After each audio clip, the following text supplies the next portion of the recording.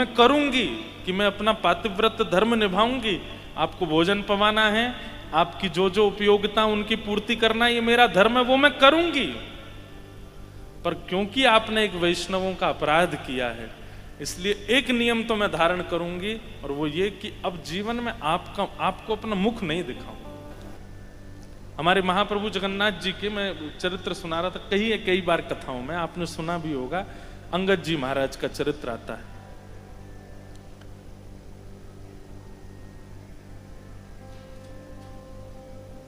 अंगद जी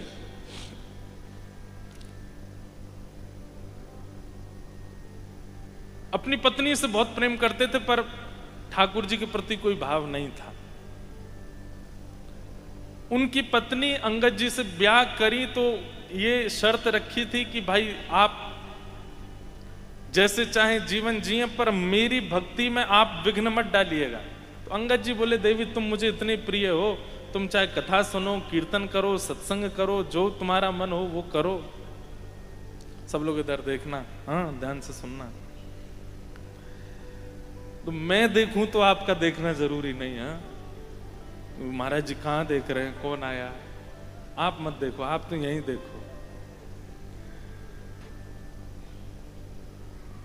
अंगद जी की पत्नी ने कहा कि देखिए आप चाहे जो कीजिए, पर मेरी भक्ति में विघ्न मत डालिएगा। अंगद जी इतना प्रेम करते थे अपनी पत्नी से, बोले देवी तुम चाहे कथा सुनो, कीर्तन सुनो, तुम जो चाहो वो करो, हम तुमको कभी नहीं रोकेंगे, पर हमसे मत कहना कि तुम भी सुनो। पत्नी भी कभी पति से नहीं बोलती थी कि आप चलिए कथा में सत्संग कीजिए, वो अपना राजपाट संभालते थे। एक राजा के यहाँ पर मंत्री थे, सब अपना देखते थे, वो पत्नी रोज कथा सुनना, कीर्तन में जाना सब करती थी।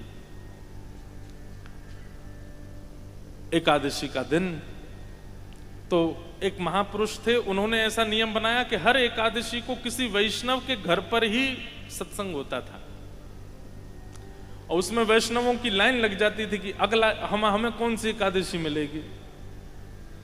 तो अंगद जी की पत्नी भी सोचती तो थी कि सबके यहाँ संत जन जाते हैं, कभी ऐसा अवसर मिले मेरे घर भी सत्संग हो, संत जन पधारें। मुझे तो याद नहीं है, पर महाराज जी से सुना है मैंने, वारी जाऊं रे बलिहारी जाऊं रे, वारी जाऊं रे, मुझे आता नहीं भाई, बजाना नहीं, ना कटेगी। मारा सदगुरु आंगन आया, बलिहारी जाऊं रे, मारा सदगुरु आंगन आया। ऐसे ही है ना महाराज जी? पूरा तो आप सबको याद है, आप ही गा देना, मैं सुन लूंगा। पर ये चाव होता है, ये भक्ति की एक स्थिति है कि किसी महापुरुष को देख करके आपके चित्त में ये भाव आता है। भले ही वो महापुरुष आ नहीं पाते हो, उनसे हट नहीं करना चाहिए, वो नहीं आ पाए, वो उनकी इच्छा है। वो जब आपका ऐसा भाव होगा, आपके ठाकुर जी चाहेंगे तो वो आएंगे, चाहे जैसे भी आए, पर आपको हट नहीं करना चाहिए। इच्छा रखनी चाहिए, हट नहीं करना चाहिए। कई लोग हट करते हैं। एक जगह महाराज जी अभी कथा थी, तो वहां के एक वैष्णव आए, महाराज जी मेरे घर आओ। मैंने कहा हम कैसे आए, सब जगह का बन गया क्रम, यहाँ जाना वहाँ जाना, गौशाला। ये भी होता है कि जब कहीं नगर में जाते हैं तो पहले वहाँ के मंदिरों को, वहाँ के गौशाला को, वहाँ के संतों के स्थान को प्रायोरिटी देते हैं, वहाँ चले जाएं। तो वो धड़ाम से गिर गए सामने ही और बोले मैं जहर खा लूंगा नहीं आए तो। मैंने कहा ये कैसा तरीका है भैया आपका? नहीं रो में पांव पकड़ लिए, बोले मैं खा लूंगा, देखिए मेरी शीशी में लेके आया हूं। मैंने कहा भाई मत निकाल, यहां मत खाना। एक हमारे बोले निकालने तो दीजिए, है ही नहीं जेब में, ऐसे ही कह रहा है। हट नहीं करना चाहिए, इच्छा रखनी चाहिए, भाव रखना चाहिए, खूब व्याकुल होना चाहिए कि हमारे घर महापुरुष पधारे, पर हट नहीं करना चाहिए। उनके पीछे पड़ जाए, निवेदन कर दो, फिर उनकी इच्छा। हाँ, समय समय पर निवेदन करो, आपकी स्वेच्छा, आप जब अनुकूल लगे आइएगा, पर हट नहीं। तो अंगद जी की पत्नी को भी मन में हुआ कि मेरे घर भी संत महापुरुष पधारे हैं, सत्संग हो, आनंद होगा। संतों से निवेदन किया तो संतों ने कहा ठीक है, तो अगले महीने की उस एकादशी पर हम आपके यहाँ आएंगे। वो तो इतनी प्रसन्न हो गई, अभी से लग गई तैयारियों में। अंगद जी सुबह चले जाते थे, शाम को आते थे लौट करके। वो एकादशी का दिन आया, खूब सारे संत पधारे, वैष्णव पधारे, कथा कीर्तन चल रहा है। घर का वातावरण किसी तीर्थ से कम नहीं लग रहा था। और अंगद जी की पत्नी इतनी भाव में आ गई, वो तो जब से संत आए तब से रो ही रही है। उसके नेत्र सजल हो रहे हैं, उसको लग रहा साक्षात ठाकुर जी मेरे यहां आ गए। तभी अंगद जी का आगमन होता है। अंगद जी ने आकर के देखा, उछल उछल करके वैष्णव कीर्तन में नृत्य कर रहे हैं और महापुरुष बैठ करके बढ़िया कीर्तन सुना रहे हैं और खूब सारे संत महापुरुष सब बैठे हैं, कुछ प्रसादी सिद्ध कर रहे हैं, कुछ ठाकुर जी का श्रृंगार कर रहे हैं और सब चल रहा है क्रम। पूरा घर का रूपरेखा ही बदल गई। अंगद जी ने आकर के तुरंत वहां चिल्लाना शुरू कर दिया और जाकर के महाराज 2-3 चीजें फेंक दी, क्रोध में भर गए। बोले तुमने अपना आश्रम समझ रखा है, मेरा घर है, ये क्या यहां पर ये ताम तंबूरा बजा रहे हो, उछल उछल के नाच रहे हो? अपने आश्रमों में कीजिए ये सब जाकर के। नदियों के किनारे इतने बड़े बड़े घाट बने, वहां कीजिए जाकर के। ये मेरा घर ही मिला था तुम सबको ये करने के लिए।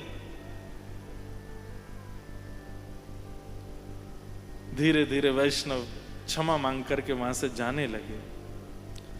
अंगद जी की पत्नी दूर खड़ी देख रही थी, बार बार जाके ऐसे तो मत कीजिए, इस प्रकार का व्यवहार तो मत कीजिए। पत्नी शांत हो गई। वैष्णव का इस स्वभाव होता है, वो विवाद से बचेगा, विवाद में नहीं पड़ता।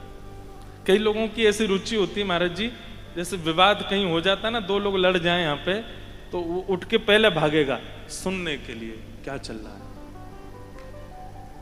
और फिर उसमें किसने कितना किसको कहा क्या, वो निर्णय अपने मन में कर लेता है। इसमें तो 2 मुक्का मारने चाहिए, नहीं मारे तो तेने तो तेरी जगह में होता है, ऐसा करता।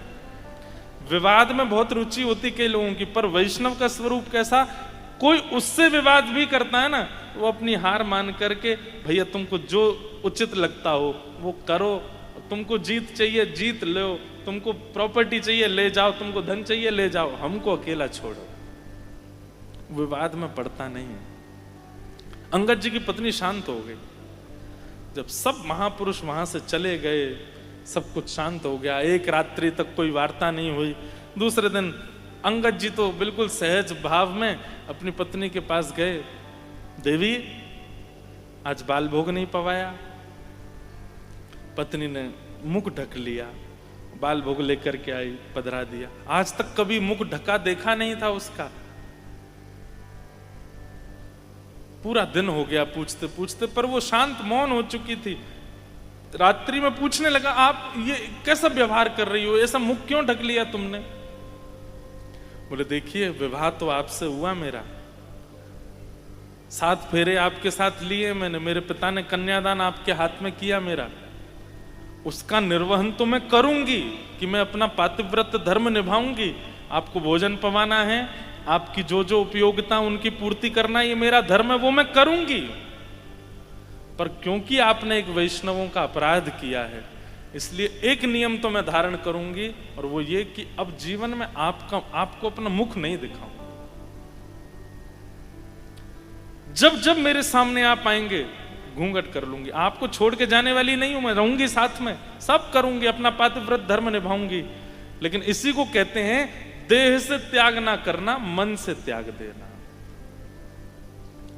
अंगद जी बोले देवी ऐसा मत करो, मैं तो तुमसे बहुत प्रेम करता हूं, तुम जानती हो। बोले मुझसे प्रेम करते हैं, पर हरिजनों से आपका प्रेम नहीं है, तो फिर मुझसे प्रेम करने का कोई अभिप्राय नहीं। जिसको हरिजन प्रिय नहीं लगते, हरि के दास प्रिय नहीं लगते, वो मुझे कैसे प्रिय लग सकता है? लेकिन मेरा दुर्भाग्य कि ब्याह तो हो गया मेरा, अब रहूंगी आपके साथ, पर मुख नहीं दिखाऊंगी। और आपसे प्रार्थना, आप जो कहेंगे वैसा नियम होगा। आप कहेंगे कथा में नहीं जाना, तो वो भी बंद कर दूंगी, पर मेरे को इसके लिए हट मत कीजिएगा कि अपना मुख दिखाओ, ये मेरा नियम है। अंगद जी तो इतने व्याकुल हो गए, अब क्या करूं। खूब मनोहार किए, हंसती भी है, बात भी करती, पर मुख नहीं दिखाती अपना। इसे कहते हैं मानसिक त्याग। महादेव ने भी तो किया था सती का। जब राम जी की परीक्षा लेकर के सती आई तो आसन उठा करके सन्मुख रख दिया बगल की जगह कि अब इधर विराजने की आपका अधिकार अब समाप्त हो गया, अब तो सन्मुख बैठो आप।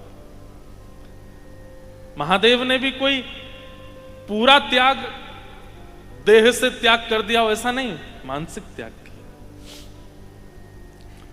और उस त्याग का ये फल मिला। अंगद जी इतने परेशान रहने लगे, इतने दुखी हो गए, बोले क्या करें, अब पत्नी का मुख ही नहीं दिखता है।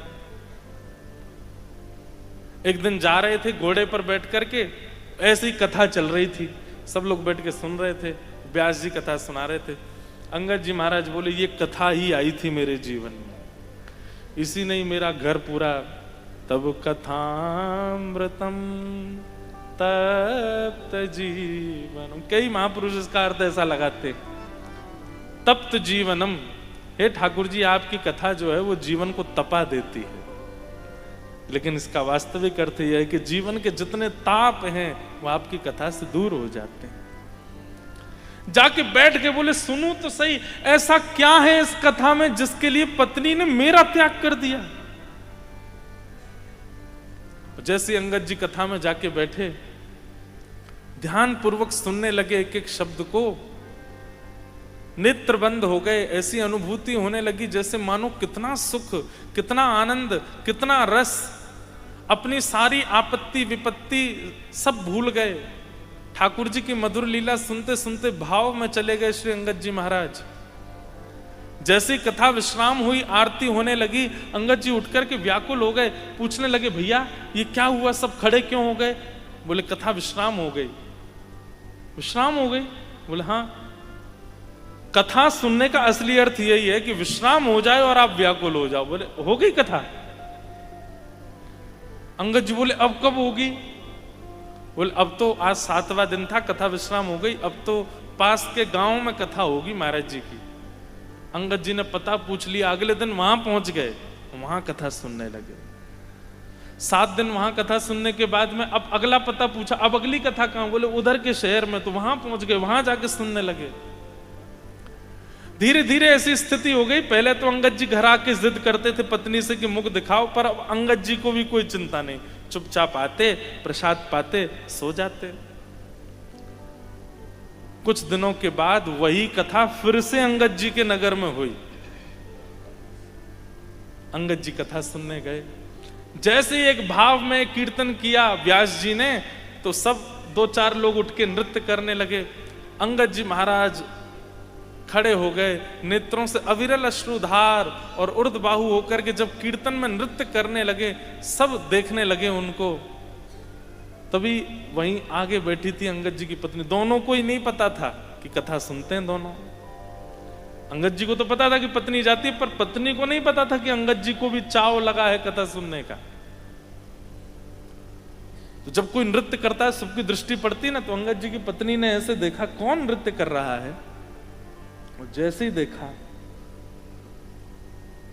ये मेरी आंखों को कोई धोखा हुआ है या मुझे कुछ और दिख रहा है, ये तो अंगद जी लग रहे हैं। उसने थोड़ा और पास जाकर के घूंघट करके जब देखा तो भाव आवेश की मुद्रा में, और महाराज अविरल अश्रुधार और ऐसा नृत्य कर रहे थे श्री अंगद जी महाराज। पत्नी समझ गई ये एक दिन की कथा से नहीं हो सकता, और ये आडंबर भी नहीं हो सकता कि मुझे रिझाने के लिए कर रहे हो। समझ गए। तहकीकात की 2-4 लोगों से पूछा कि ये कौन है। बोले अरे ये तो बड़े अच्छे भक्त हैं, हर कथा में पहुंचते हैं। पत्नी बोली तभी मैं कहूं, रात्रि में आजकल बहुत विलंब से आते हैं, मैं भी पूछती नहीं थी, लेकिन ये कथा सुनने जाते हैं। आज अंगद जी की पत्नी घर पहुंची, पूरा घर सजाया, सुंदर दिए लगाए, बाहर चौका किया, उस पर रंगोली बनाई, बढ़िया सुंदर घर में सामग्री आदि सिद्ध करके सब तैयार किया। अंगद जी महाराज जैसे ही आए, पत्नी घूंघट ऊपर करके खड़ी थी द्वार पे, हाथ में आरती का थाल लेके। तो अंगद जी दूर से ही बोल पड़े, देवी तुमने आज घूंघट नहीं किया, मैंने नीचे नजर कर लिया, घूंघट कर लो मैं तब आऊं। अंगद जी की पत्नी बोली, अब घूंघट की आवश्यकता नहीं। क्यों? बोले, मुख तब मोड़ा था जब आप हरि विमुख थे, पर आप जब हरि जनों के संगी हो गए हो तो अब आपसे मुख कैसे छुपा सकती हैं? ये है त्याग। और ये त्याग वाला हरिजनों के, हरि विमुखों के त्याग वाला परहेज तो सबको करना है। नवदा भक्ति के एक एक परहेज अलग अलग होंगे, पर ये वाला परहेज तो 9 भक्ति में चलेगा। तजोरे मन हरि विमुख को संग। और उसके बाद पता है क्या हुआ? अंगद जी घर आए, पत्नी से बोले, पत्नी बोली, अब देख लीजिए मुझे जी भर के, 9 महीना हो गए आपने हमको देखा नहीं, अब तो देख लो। अंगद जी बोले, देवी अब मेरी देखने की इच्छा खत्म हो गई। अब तो श्याम सुंदर से नेत्र लड़ गए हैं। अब तो कथा ने ऐसा मुख मोड़ लिया है ठाकुर जी की ओर कि अब उनकी सुंदरता के आगे कोई सुंदर नहीं लगता। अब तो केवल उनको देखने का चाव है। अंगद जी की पत्नी तो भाव विह्वल हो गई कि बोले, मैंने तो ऐसी उम्मीद ही नहीं की थी कि मेरे पति कभी ऐसे हो जाएंगे। तो कभी कभी हरिजनों का इस प्रकार चतुराई से त्याग कीजिए कि उनको आभास भी हो जाए कि उन्होंने कुछ किया है, और आप उनका संग भी ना छोड़ो। कभी कभी ऐसे त्याग से भी उनके चित्त में परिवर्तन आ जाता है। उनके चित्त में, जैसे एक माता जी को हम जानते हैं, उन्होंने यही अंगद जी का चरित्र सुना था कहीं पे।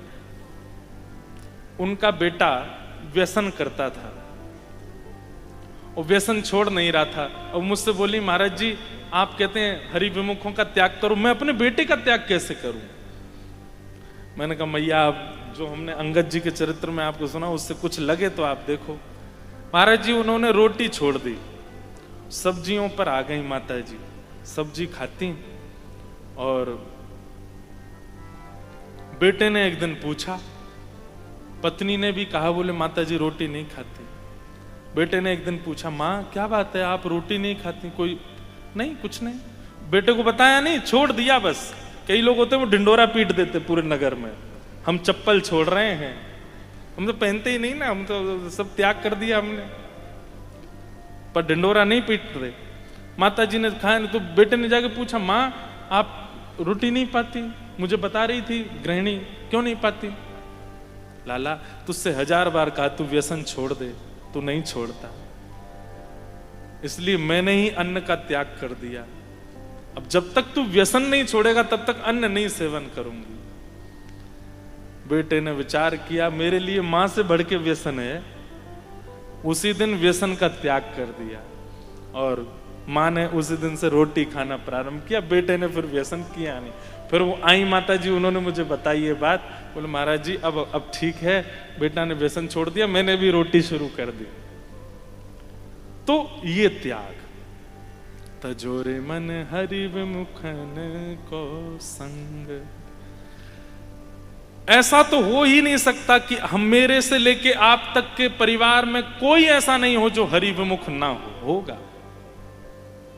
हम सबके स्पर्श में आने वाला, संपर्क में आने वाला प्रत्येक दिन का एक व्यक्ति ऐसा है जो हरि विमुख है।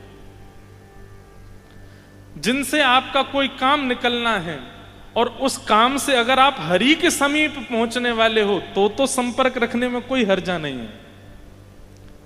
लेकिन जिससे केवल संसार का व्यवहार बढ़ने वाला है, संपत्ति बढ़ने वाली है, और वो हरि विमुख व्यक्ति है, उसका फिर भी आप त्याग नहीं कर रहे हो, तो कहीं ना कहीं भजन में विक्षेप आना प्रारंभ हो जाएगा। इसलिए ये परहेज लिख लीजिएगा, सबसे पहला हरि विमुखों का संग वो छोड़ना।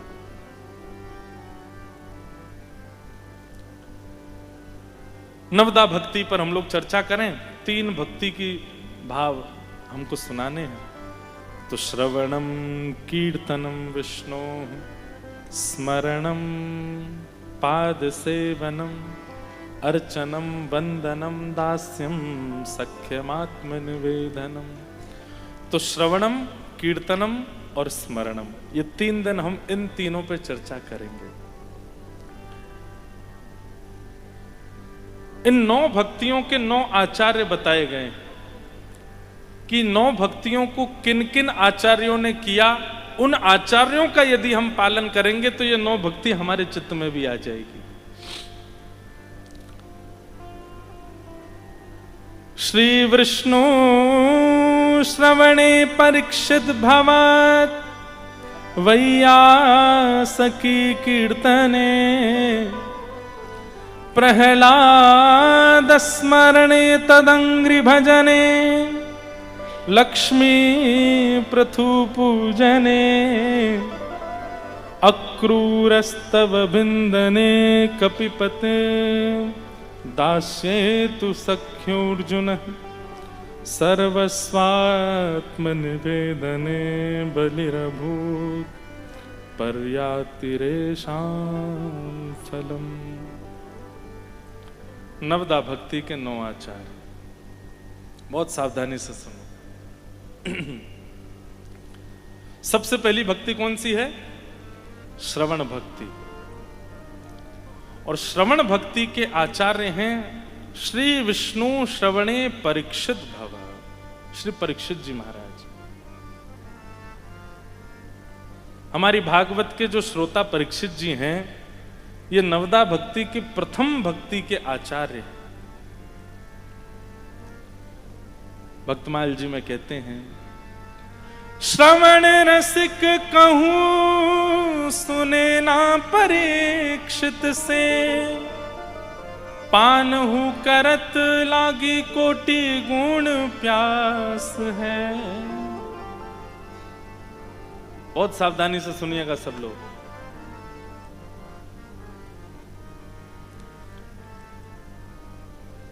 कैसे श्रोता हैं श्री परीक्षित जी महाराज? हमें ऐसा लगता है कि नवदा भक्ति में सबसे ज्यादा कठिन यदि कोई है तो वो पहली है, श्रवण। लेकिन आप कहेंगे महाराज जी, कथाओं में लाखों की तादाद में भीड़ आती है, हजारों लोग कथा सुनने आते हैं, ऐसे तापड़े में भी लोग सुनने कथा आ रहे हैं, और आप कह रहे हैं सबसे कठिन श्रवण भक्ति। आना बड़ी बात नहीं है, बैठना बड़ी बात नहीं है, सुनना भी बड़ी बात नहीं है, पर इस सुनी गई कथा को जीवन में लागू करना ये बहुत बड़ी बात है। सबके जीवन में नहीं हो पाता। परीक्षित जी महाराज के लिए कहते हैं, बोले पान हूं करट लागी कोटि गुण प्यास है। श्रवण भक्ति तब मानो कि आप कथा सुनते जा रहे हैं और ज्यों-ज्यों सुनते जा रहे हैं त्यों एक स्थान पर तो तृप्ति हो रही है, और तृप्ति के साथ साथ प्यास और ज्यादा बढ़ती जा रही है। वो श्रवण भक्ति है।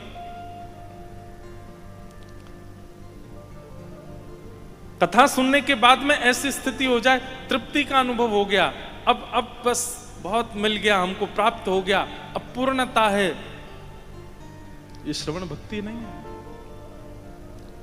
श्रवण भक्ति का स्वरूप तो ये कि आप घूंट घूंट पानी पियो और ज्यों-ज्यों घूंट पियो त्यों-त्यों प्यास बढ़े। उल्टी रीत है श्रवण की।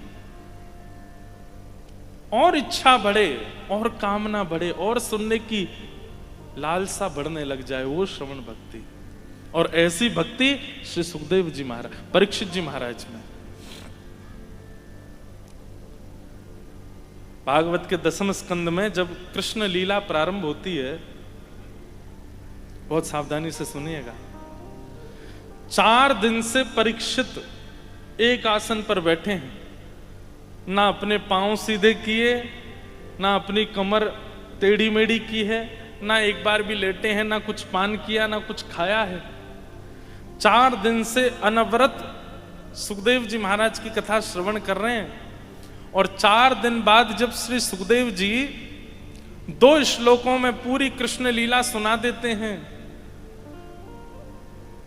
मथुरा में जन्म हुआ, गोकुल में ये लीला की, वृंदावन में ये लीला की, गोवर्धन पर्वत धारण किया, कालिया नाग का मर्दन किया, कंस वध करके भगवान ने जरासंध के साथ युद्ध किया, रण छोड़ करके द्वारिका चले गए, 16,108 ब्याह किए, महाभारत युद्ध कराया और भगवान ने अपनी लीला विश्राम करके स्वधाम को चले गए। पूरी कथा जब 2 श्लोकों में सुना दी तब परीक्षित कहते हैं, भगवान कथितो वंश विस्तारो भवता सोम सूर्ययो राज्ञां चोभय वंश्याना चरितम परमाद्भुतम। महाराज आपने ये क्या किया? इससे अच्छा तो मैं तक्षक सर्प के डमसन से मर जाऊं। लेकिन 4 दिन तक कथा सुनाने के बाद जिनकी कथा सुनने के लिए मैं भोजन पानी सब छोड़ करके एक आसन पर बैठा हूं, उनकी कथा आप 2 श्लोकों में सुना रहे हैं मुझे। भगवान मुझे विस्तार से सुनाइए। आपने इतने राजाओं की कथा सुनाई, मैं सब सुनने के लिए तैयार था, लेकिन जिनकी कथा सुनने के लिए मैं बैठा हूं, कृपा कर उनकी कथा मुझे विस्तार से सुनाओ। तब सुखदेव जी कहते हैं, बोले परीक्षित तुम 4 दिन हो गए एक ही आसन पर बैठे हो, थोड़ी देर का विश्राम कर लें। तुम कुछ पा लो, थोड़ा आराम कर लो, कुछ पान करके फिर आ जाओ, फिर कथा सुना देंगे। तब परीक्षित जी महाराज इतना सुंदर उत्तर देते हैं, पिबंतम त्वन्मुखाम्भोज च्युतम हरि कथामृतम। नाथ वास्तव में मेरी भूख की पूर्ति आपकी कथा से हो रही है, मेरी प्यास की पूर्ति आपकी कथा से हो रही है, मेरा आराम आपकी कथा से हो रहा है। देह की जितनी आवश्यकताएं होती हैं, आपके एक एक शब्द में मेरी वो आवश्यकताएं पूरी हो रही हैं। मुझे भूख नहीं लगती, मुझे प्यास नहीं लगती, मुझे निद्रा नहीं है। कथा से ही मेरा सर्वस्व हो रहा है। उसी समय श्रवण भक्ति के आचार्य के रूप में परीक्षित जी का नाम लिख दिया गया। कहने का अभिप्राय, भोजन भी कथा है, पान भी कथा है, आराम भी कथा है। देह के जितने अभिमान होते हैं वो सब अभिमान की पूर्ति हम लोग करते हैं। जैसे बैठने पर भी देह को अभिमान होने लगता, अच्छा एक ही आसन में मुझे बैठा रखा है, तो हम लोग थोड़ा थोड़ा ढीला कर देते हैं, थोड़े यूं बैठ जाते हैं, ऐसे बैठ जाते हैं। ये भी एक अभिमान है। देह हमसे कहता है मैं तुम्हारे वश में नहीं हूं, मुझे सीधा बैठाओ, मेरे हाथ पांव टेढ़े मेढ़े करो, कभी कभी अंगड़ाइयां लेते रहा करो। अच्छा 2 घंटे हो गए कथा सुन रहे हो, पानी कौन पिलाएगा? उठ के जाते हैं फिर पानी पिलाते हैं इसको। अच्छा 3 घंटे कथा सुनी, उसके बाद प्रसाद नहीं मिला, कल से नहीं आना यहाँ कथा सुनने। यहाँ तो है प्रसाद की व्यवस्था, सब लोग प्रसाद पाके जाना, सबकी व्यवस्था है। नहीं तो कई लोगों का देह जो है वो चिंता पर कर देता है मजबूर। इतनी सुबह उठ के धूप तापड़े में कथा सुनने गए, प्रसाद ही नहीं था, कल से काय को जाना? देह का अभिमान करवाता है आपसे। पानी की व्यवस्था दूर पड़ जाती, भीड़ बहुत है, कैसे उठ के जाएं? कल से यहीं से सुन लो, लाइव सुन लेना यूट्यूब पर ही। देह का अभिमान करवाता है ये सब। जहां देह का अभिमान नष्ट ही ना हुआ, वो कथा कैसी? अभी तो केवल इतना नष्ट हुआ कि आप अपने घर से यहां आ गए, कथा सुन रहे हैं और फिर चले जाएंगे, पर देह ऐसा हो जाए कि अब कथा और भगवत वार्ता के अलावा कुछ चाहिए ही नहीं। यत्र यत्र रघुनाथ कीर्तनम तत्र तत्र कृतमस्तकांजलिम वाष्पवारि परिपूर्ण लोचनम मारुतिम नमत राक्षसांतकम। श्री हनुमान जी महाराज साकेत केवल इसलिए नहीं जाते हैं क्योंकि साकेत में कथा नहीं होती। प्रभु चरित सुनवे को रसिया, राम लखन सीता मन बसिया।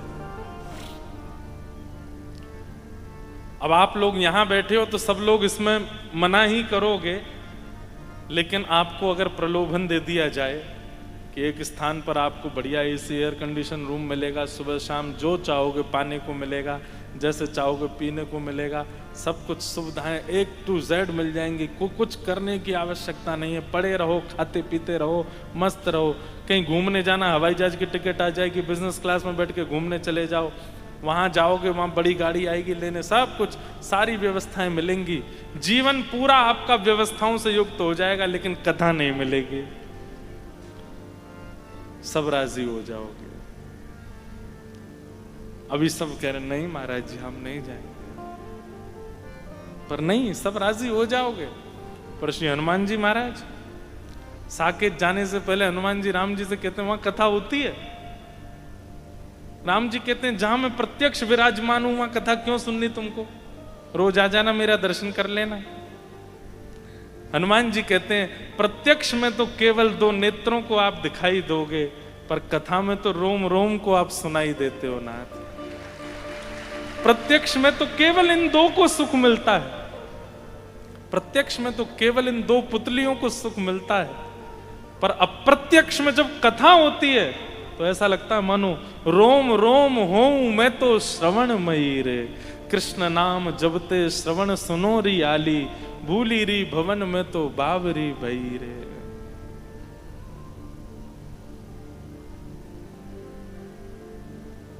कथा,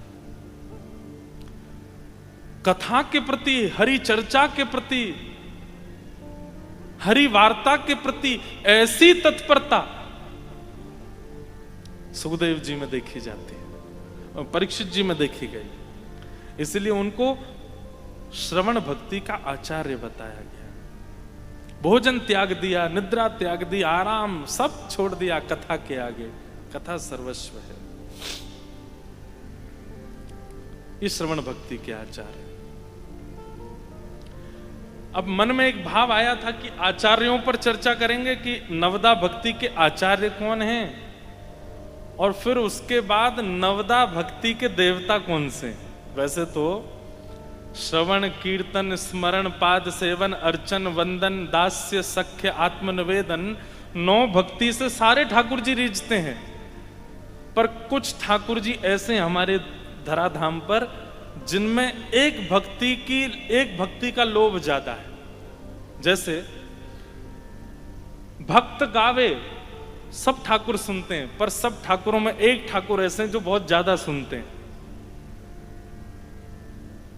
तो नवदा भक्ति में नवदा भक्ति के भक्तों की चर्चा करेंगे, और उन नवदा भक्ति में एक एक भक्ति से अति प्रसन्न होने वाले एक एक भारत के ठाकुरों की भी चर्चा करेंगे। तो श्रवण भक्ति में सबसे पहला नाम हमारी भारत भूमि में जिन ठाकुर का आता है, महाप्रभु श्री जगन्नाथ, श्री जगन्नाथ महाप्रभु की। इस श्रवण भक्ति के ठाकुर जी, इन जैसा श्रोता नहीं है पूरे भारत में। सुनते तो सब हैं, हमारे राधारमन जी भी सुनते हैं, राधा वल्लभ जी भी सुनते हैं, बिहारी जी भी सुनते हैं, पर महाप्रभु जी का तो एक ही काम है, सुनना। सुनते ही हैं।